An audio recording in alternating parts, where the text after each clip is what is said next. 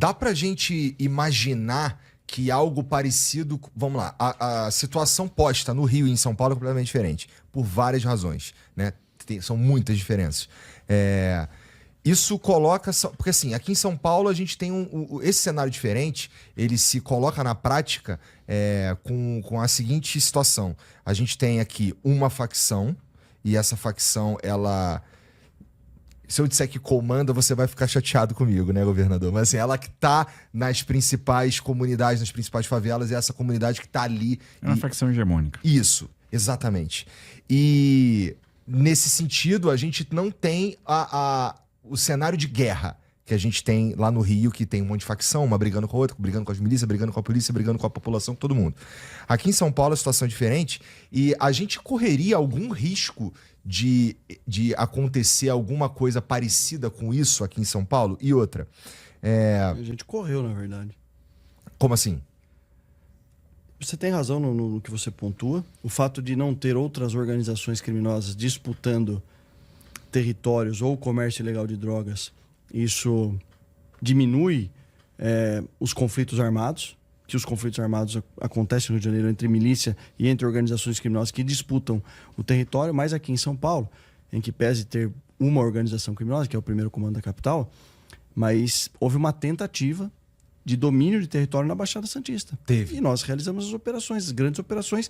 Aliás, foram as maiores operações de combate ao crime organizado da história do Estado de São Paulo. Operação Escudo e Operação Verão. Só para você ter ideia, a gente estava indo para um caminho semelhante lá, que era o caminho da barricada, do bloqueio da comunidade e do exercício de atividade econômica além do tráfico de droga. Então, o que acontece? Quando o criminoso começa a se sentir muito à vontade, ele começa a derivar para outras atividades criminosas. Então, o que aconteceu com o tráfico? Estava acontecendo com o tráfico na Baixada quando houve as operações. Eles começaram a atuar com milícia. Eles começaram a vender serviço. Opa, não pode ter barricada em favela e comunidade aqui de São Paulo. Não pode ter barricada na entrada de comunidade. Não pode ter área onde a polícia não vai entrar. E a gente não vai permitir que essa turma comece a operar com milícia, comece a cobrar por determinados serviços. Então, a gente estava começando a configurar ali uma questão de domínio territorial semelhante e aquilo precisava ser estancado imediatamente. Daí um pouco da lógica da Operação Verão, da Operação Escudo. Entendi. Inclusive, um criminoso foi morto depois, a mando do próprio crime organizado, tinha um apelido de Meia Folha, era o apelido dele. Ele ficou 6 meses no Rio de Janeiro entendendo e estudando a lógica das milícias. Ele queria trazer e importar do Rio de Janeiro para a Baixada Santista. Só que assim, lá hoje, eu conversando com os oficiais, delegados e amigos das polícias do Rio de Janeiro, existe uma estimativa de mais de 5.000 barricadas no Rio de Janeiro. Claro que é um volume altíssimo, mas na Operação Escudo, nós desmobilizamos 27 barricadas. E pouca gente sabe disso. Mas essa desmobilização tem que ser constante, perene. Tem que haver o patrulhamento rotineiro nessas comunidades. Infelizmente, em alguns locais, no estado de São Paulo, a única política pública que chega é a polícia. Mas é importante que ela não deixe de chegar. Se a gente negligenciar, pode acontecer o que aconteceu no Rio de Janeiro. Só para você ter ideia, o Meia Folha, ele começou a vender serviços de segurança na Baixada. Exato. Então ele começou a aterrorizar os empresários e pedir dinheiro para prover segurança. Ora, isso não podia ser permitido. Claro, claro. E aí a gente chega... Bom, ainda ligado ao que a gente estava falando sobre as pesquisas, eu tenho um medo, que é o seguinte. Eu não acho saudável que a gente... que políticos comecem a capitalizar ou a ganhar capital político apelando para o que inclusive o Reinaldo Azevedo chama de necropolítica, que é o quê? Que seria o quê? Se eu entendi bem o termo que ele usa lá. Que é fazer uma política que ganha votos por meio de morte. Manja? Então, assim, em nenhum momento... Eu não tô falando aqui que a gente no Rio lá não precisa de operações que aconteçam. Idealmente... O ideal, eu acredito que todo mundo aqui acredita que o ideal era que a gente levasse, em vez de matasse 100 e tantos, a gente levasse 250 presos, né? Sem dúvida. Menos pessoas mortas é sempre melhor. Mas existe... Essa galera meio de saco cheio ali acaba se colocando numa posição de tendência a pô, esse cara aqui tá falando de fazer operação direto, não sei o quê, resolver aqui fazer incursão e tudo mais, então vou votar nesses caras. O que pode não ser feito muitas vezes da melhor maneira possível. Tenho minhas dúvidas no tocante ao período escolhido, sabe? Por exemplo, uma operação como essa num ano eleitoral tem um impacto social diferente do que no meio do mandato. Não faz diferença, né? Politicamente falando, do ponto de vista eleitoral. E eu gostaria que, assim, seria incrível se a gente conseguisse fazer as coisas pelas razões certas e não necessariamente usar essas operações e essas incursões como um jeito de fazer política, no fim das contas. O que eu quero dizer, segurança pública, de fato, está entre as 3 principais preocupações do brasileiro. Mas vamos fazer com consciência e sem vontade de ganho único, exclusivo, pessoal. Entende o que eu estou falando? Entendo, Claro. compreendo. Se você for ver, Igor, a política de segurança pública ela tem que ser constante, perene, diuturna, planejada. Veja o que nós estamos fazendo aqui em São Paulo, né? Desde o início do mandato, a gente tem enfrentado o crime organizado. Observe, nós fizemos, juntamente com o GAECO, que tem uma parceria grande entre o Ministério Público e a Polícia de São Paulo, a Polícia Civil, a Polícia Militar, uma ação muito forte de inteligência. Houve a operação, por exemplo, contra o setor de transporte, a infiltração do crime organizado no setor de transporte. Houve a operação contra a infiltração do crime organizado que lavava dinheiro por meio de revendas de carros importados. Houve a operação da infiltração do crime organizado no setor de combustíveis. Tempos atrás, a gente deu uma entrevista e participou de um evento até em Nova York, falando com investidores sobre a infiltração do crime organizado no setor de combustíveis. E o pessoal, como assim? O crime organizado opera mais de 1.000 postos de combustível, já tem 6 usinas de etanol. É verdade, isso está acontecendo. E aí tinha uma operação que estava sendo concebida, e essa operação foi muito bem sucedida, de asfixia financeira, que enxergou a atuação do crime organizado nas fintechs. Tem a operação contra o crime organizado no setor de motéis, tem a operação contra o crime organizado no setor de brinquedos. Brinquedo? E tem outras coisas. Tem a ação do crime organizado nas organizações sociais de saúde, na operação de resíduos sólidos, e tudo isso está sendo monitorado, está sendo objeto de operação. São 186 operações em parceria com o Ministério Público desde 2023 até aqui. Então, é uma ação diuturna, é uma ação constante, perene. Você veja o seguinte, olha o que aconteceu na Cracolândia. Muita gente não entendeu o que aconteceu lá.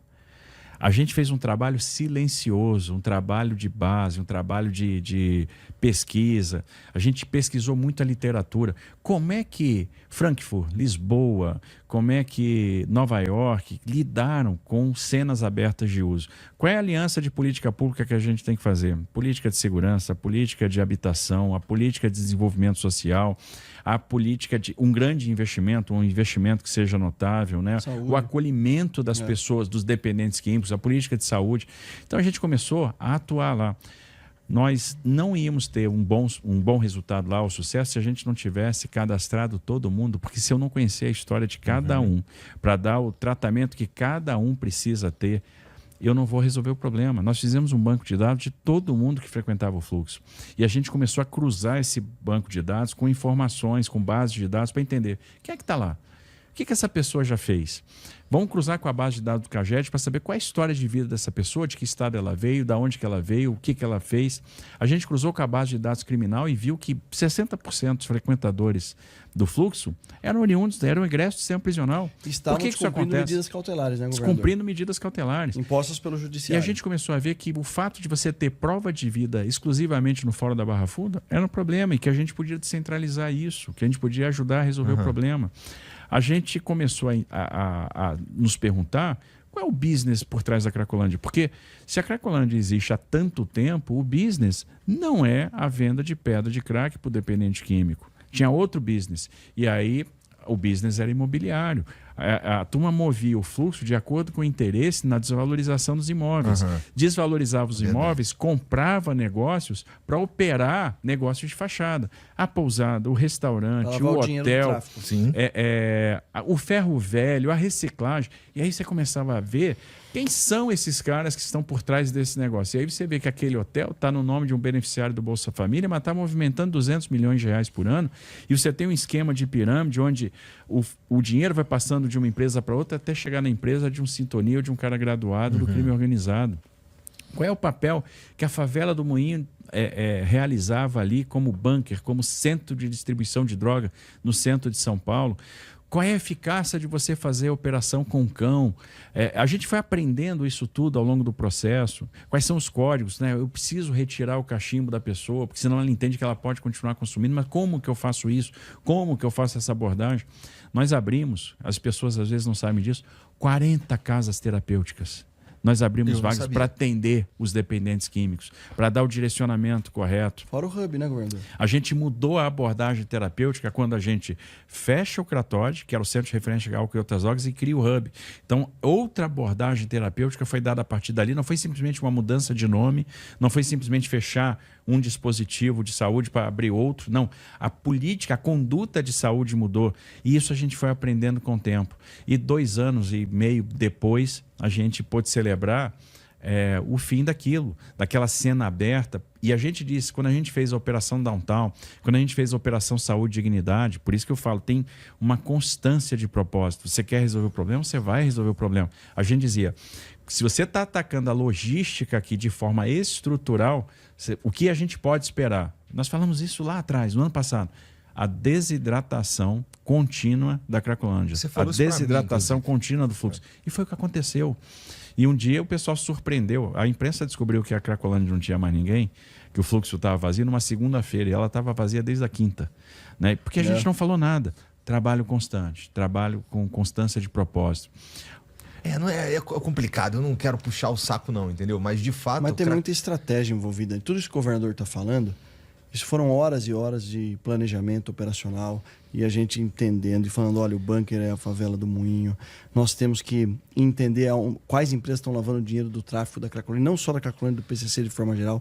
Nós fechamos por ordem judicial essa operação Downtown, foi a que o DENARC realizou 1 ano de investigação para descobrir todo esse ecossistema e principalmente o fluxo financeiro da lavagem de dinheiro.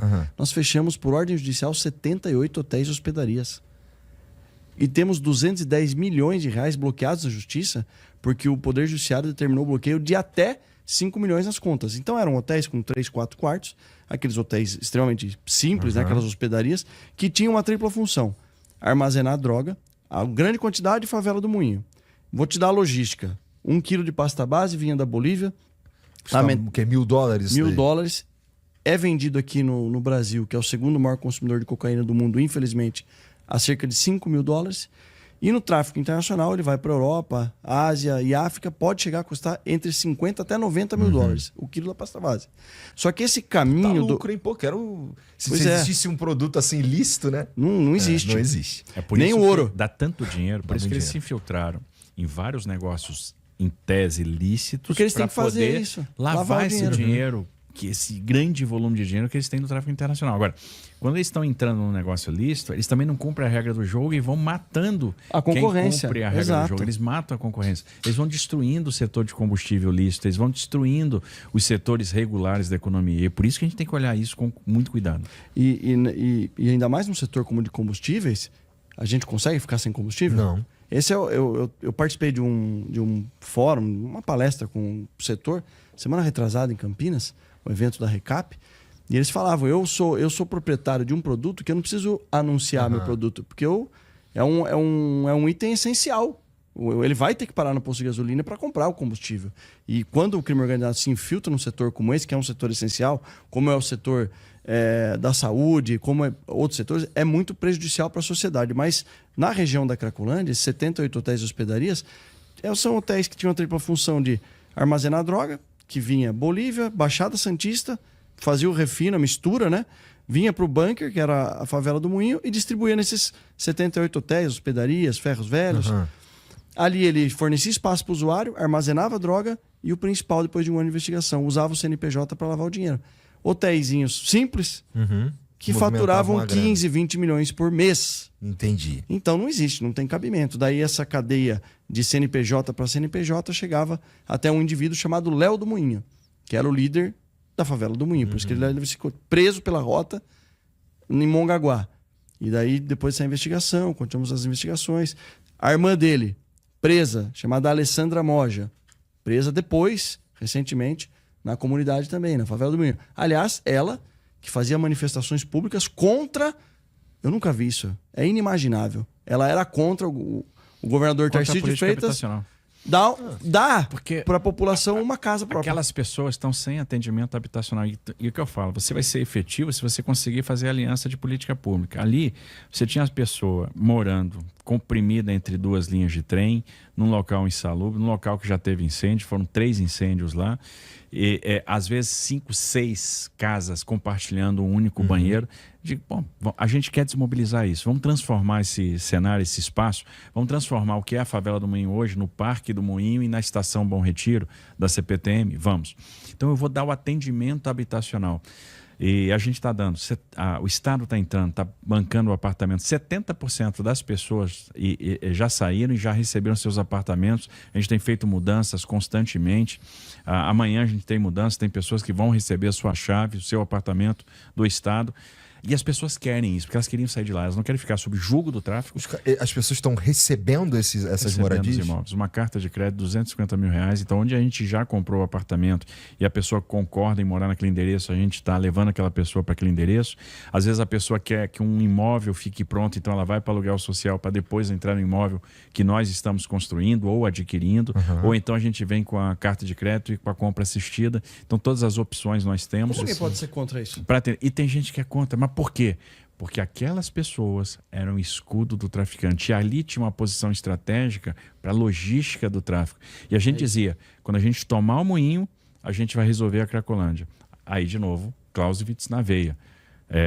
Conquistar o território, subjugar a vontade, destruir o poder militar. E você que tá assistindo esse vídeo aqui no Talk Flow, dá pra você virar membro, cara, do Flow agora. É um botãozinho do lado do botão de se inscrever. A gente faz um programa semanal só pros membros. Olha. Então fique esperto aí. Se quiser virar membro, tá bem aqui do lado, é mão merreca, custa menos de R$8, irmão.